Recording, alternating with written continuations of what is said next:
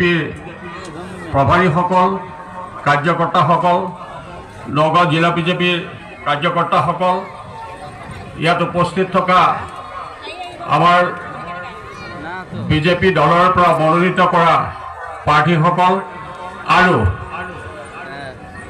আসন গ্ৰহণ কৰি থকা মোৰ অতি শ্ৰদ্ধাৰ বয়োজ্যেষ্ঠসকল, আই মাতৃসকল, আন্তৰিক শ্ৰদ্ধা নিবেদন কৰিছোঁ।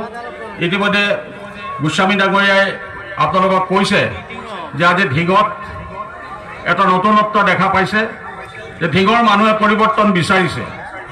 পৰিৱৰ্তন আগতেও বিচাৰিছিল, কিন্তু তেওঁলোকে এই পৰিৱৰ্তনৰ যিটো জোৱাৰ, সেই জোৱাৰটোত তেওঁলোকে ধৰিব পৰা নাছিলে। কিন্তু এতিয়া তেওঁলোকে দেখিছে যে ব্ৰহ্মপুৰত যদি পৰিৱৰ্তনৰ জোৱাৰত ৰাইজ আগবাঢ়ি যাব পাৰে, আমি ধিং কিয় পিছ পৰি থাকিম, হয়নে নহয়?